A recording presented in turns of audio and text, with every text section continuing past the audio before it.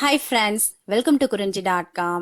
90s கிட்ஸோட favourite cake பார்த்தீங்கன்னா இந்த ஹனி கேக் தான். என்னோட ரொம்ப ரொம்ப ஃபேவரட் கேக்கும் இந்த ஹனி கேக்கை.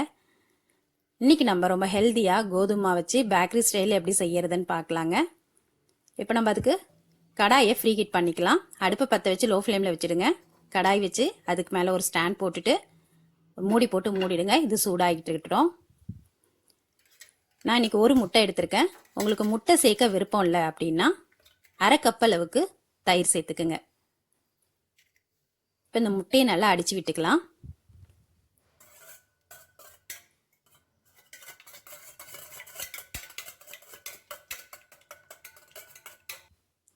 இது கூட அரை கப் அளவுக்கு சர்க்கரை. இந்த சர்க்கரையும் முட்டையும் நல்லா கலக்கணும். சர்க்கரை கரையிற வரைக்கும் இந்த மாதிரி நல்லா அடிச்சுக்கலாம். இப்போ இது கூட அரை கப் அளவுக்கு ரீஃபைண்ட் ஆயில் சேர்த்துருக்கேன். அரை கப் அளவுக்கு பால். உங்களுக்கு ரீஃபைண்ட் ஆயில் சேர்க்கறதுக்கு பதிலாக வெண்ணெயை கூட உருக்கி அரை கப் அளவுக்கு சேர்த்துக்கலாம். இப்போ இது எல்லாத்தையும் நல்லா கலந்து விட்டுட்டு ஒரு ஜலிக்கிற ஜல்லி வச்சு 1.5 கப் அளவுக்கு கோதுமை மாவு எடுத்திருக்கேன்.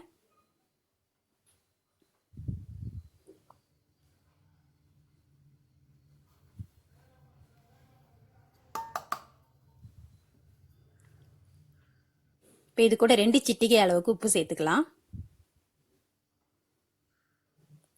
1 ஸ்பூன் பேக்கிங் பவுடர், அரை spoon baking soda. Baking soda ஆப்ப சோடா ரெண்டுமே ஒன்று தாங்க. அரை ஸ்பூன் அளவுக்கு சேர்த்துக்கலாம். பேக்கிங் பவுடர் சேர்க்காம செய்ய முடியுமான்னு கேட்குறீங்க. பேக்கிங் பவுடர் சேர்க்கலன்னா உங்களுக்கு வந்து கேக் வந்து அந்த ஃப்ளஃபியாக வராது. இப்போ பேக்கிங் பவுடர் எல்லா கடையிலுமே எல்லா டிபார்ட்மெண்ட் ஸ்டோர்லையுமே கிடைக்குது.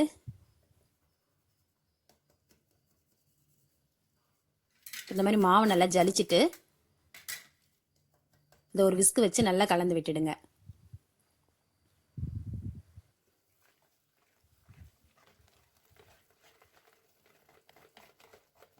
கலக்கும் போது எப்பயுமே ஒரே பக்கமாகவே கலந்து விடுங்க. இப்படியும் கலக்காத, ஒரே பக்கமாகவே கலக்கும் போது தான் அதில் அந்த ஏர்லாம் போயிட்டு நமக்கு நல்லா ஃப்ளஃபியாக வரும் கேக்கு.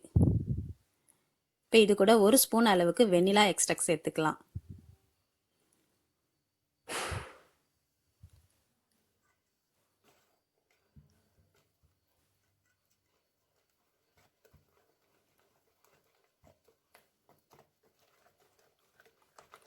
இப்போடன் கேக் மாவு ரெடி ஆயிடுச்சு.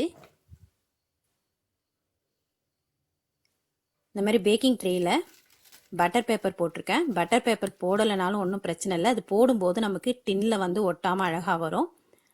அப்படி இல்லைன்னா கொஞ்சமாக எண்ணெயை தடவிட்டு கோதுமை மாவை டஸ்ட் பண்ணிவிட்டு நீங்கள் அப்படியே ஊற்றிக்கலாம்.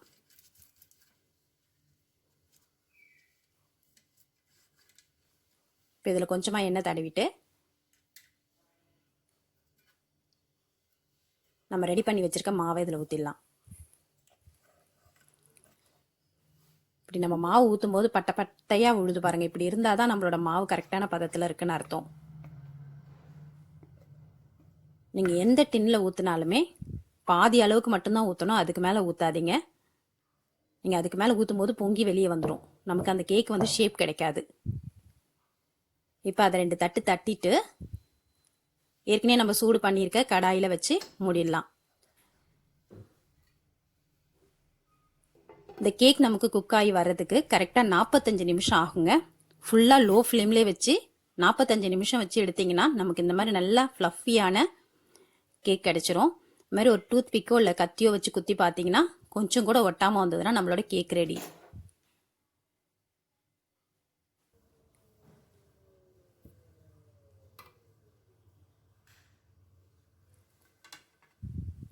இப்போ கேக் நல்லா ஆறுனதுக்கு அப்புறமா இந்த மாதிரி ஒரு பிளேட்டில் திருப்பி போட்டோம்னா கொஞ்சம் கூட ஒட்டாதுங்க. நம்ம பட்டர் ஷீட் போட்டதுக்கு அதுக்கும் கொஞ்சம் கூட ஒட்டாமல் ரொம்ப அழகாக வரும். இந்த பட்டர் ஷீட் போடும்போது நம்மளோட கேக் அடிப்பாகம் பார்த்தீங்கன்னா ரொம்ப ப்ரௌன் ஆகாமல் இந்த மாதிரி கோல்டன் ப்ரௌன் கலரில் இருக்கும். நம்ம டின்னுலேயும் ஒட்டாமல் இருக்கும்.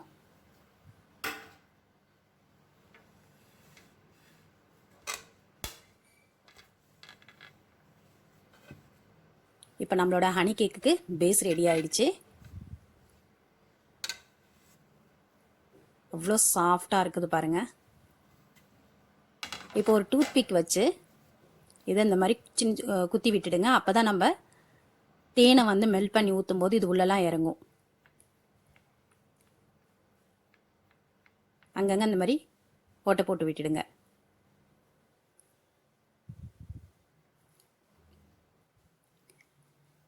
இப்போ ஒரு பேனில் 2 டேபிள் ஸ்பூன் அளவுக்கு தண்ணி ஊற்றிருக்கேன். இது கூட 2.5 ஸ்பூன் தேன் சேர்த்துருக்கேன்.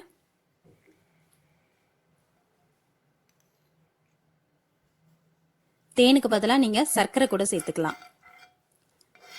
இப்போ இதை நல்லா தேனும் இந்த தண்ணியும் நல்லா மிக்ஸ் ஆகி நல்லா சூடான பிறகு நம்ம இதை எடுத்து இந்த கேக்குக்கு மேலே தடவி விட்டுடுங்க.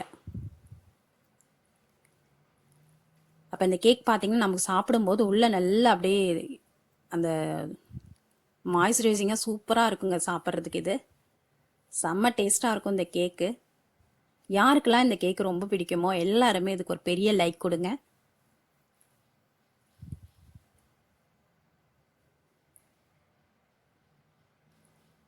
கண்டிப்பாக இந்த வீக்கெண்டை உங்கள் வீட்டில் இந்த கேக் செஞ்சு உங்கள் ஃபேமிலியோடு என்ஜாய் பண்ணுங்கள். அதே பேனில் இப்போ நான் ஒரு 2.5 டேபிள் ஸ்பூன் அளவுக்கு ஜாம் சேர்த்துருக்கேன். இது எந்த ஜாம் வேணால் சேர்த்துக்கலாம்.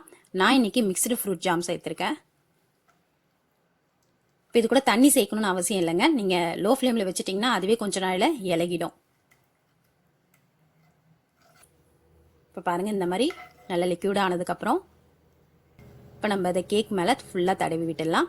இது கொஞ்ச நாள் ஆறுனதுக்கப்புறம் பழையபடி நல்லா திக்காயிட்டு நமக்கு மேலே இது ஒரு திக் கோட்டிங் ஆகிடுங்க. இது ரொம்ப ரொம்ப ரொம்ப சூப்பரான ஒரு கேக் ரெசிபி இது.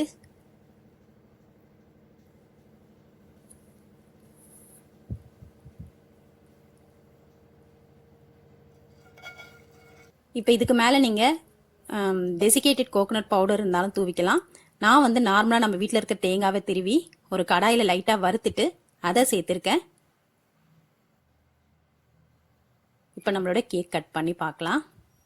பாருங்கள், ரொம்ப சூப்பராக சாஃப்டாக நம்மளோட ஹனி கேக் ரெடி.